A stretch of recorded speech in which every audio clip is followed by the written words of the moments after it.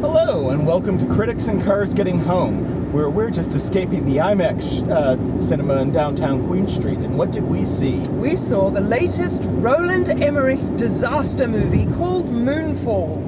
Now, he's also known for his conspiracy movie Anonymous, and so this is sort of a difecta for Emmerich because he's made a disaster movie and a conspiracy movie. All wrapped into a handy bundle starring Halle Berry, Patrick Wilson. There's a cameo from Donald Sutherland, which is completely unnecessary.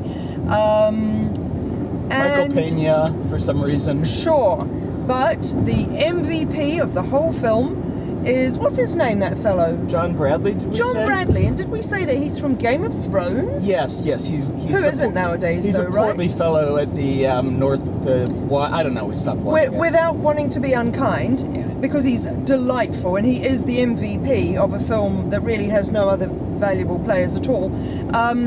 He's kind of like a chubby Simon Pegg, and he plays a very Simon Pegg character from the Mission Impossible films, and, you know, he's that kind of nerdy, knows the stuff, no one takes him seriously until it really matters kind of guy.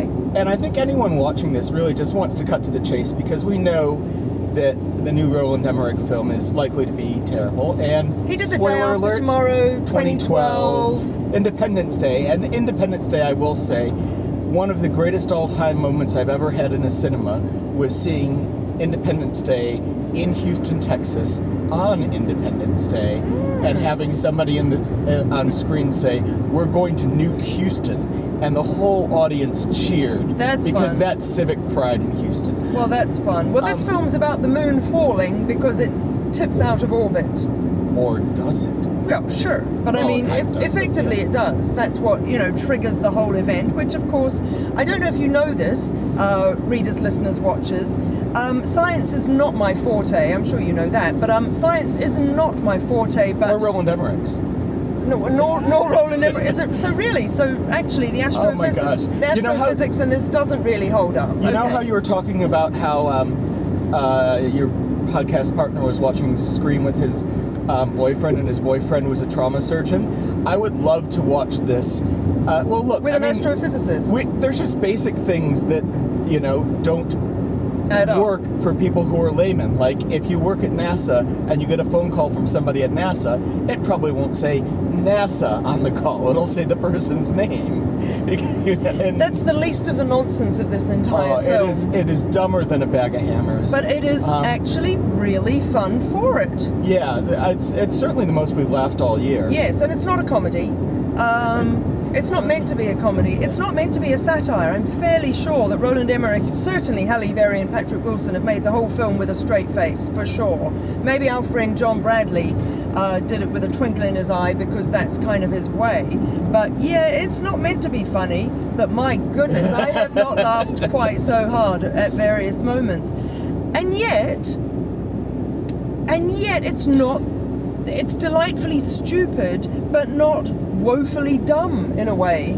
It's certainly one of the things that I did like about it in a certain way is that it commits to the insanity of its premise, which I won't spoil fully, other than to say there's part of me that about a third of the way through that thought that in a conspiracy late in time, this is the last thing we needed.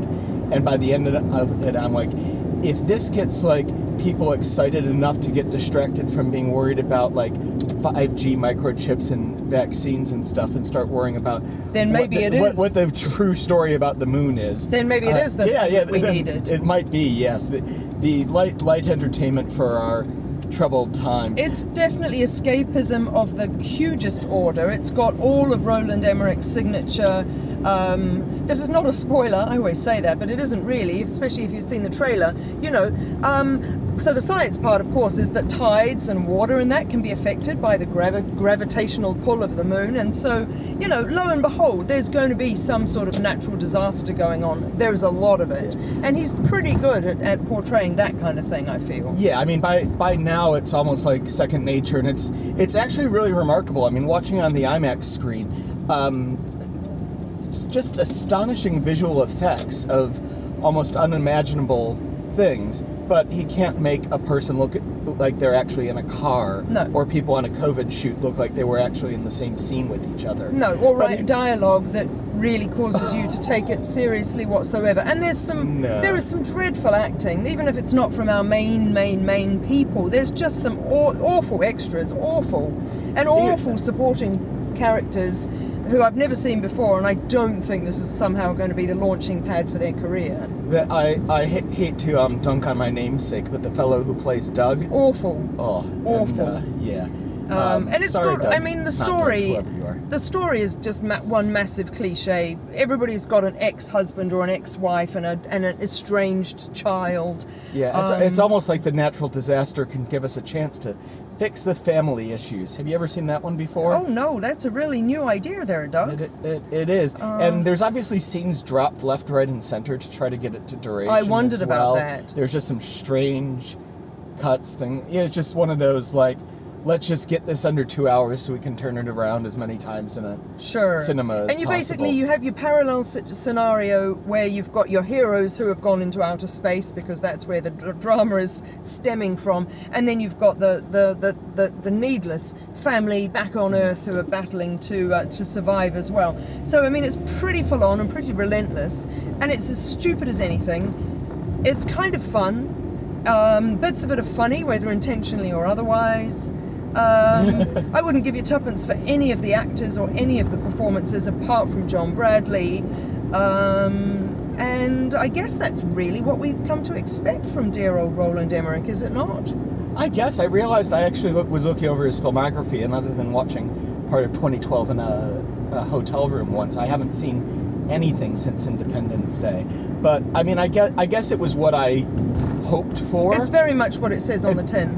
Yeah, and it's not too boring. There are a few chunks where it gets a bit like processy, but then it just gets back into here's another crazy visual effect I came up with. And there's a lot of ludicrousness, you know.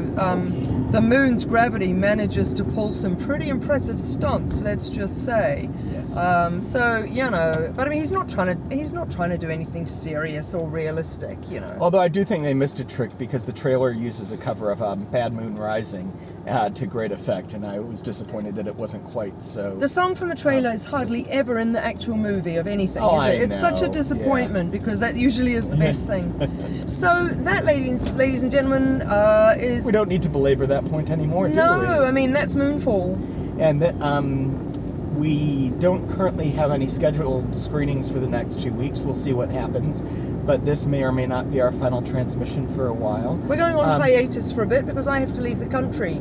And I could probably zoom in my portion of Critics in Cars Getting Home, but I think that might be sort of extra laborious for you, wouldn't it? Extra laborious. Yeah, and my right hand, which some people always ask about, is dedicated to make sure the car mount doesn't slip. So if I was driving, I don't think that would work very well. That's It'd be some kind right. of cross. So signing off for now, ladies and germs, and we'll be back, and possibly in a different permutation, who knows? But that was Critics in Cars Getting Home.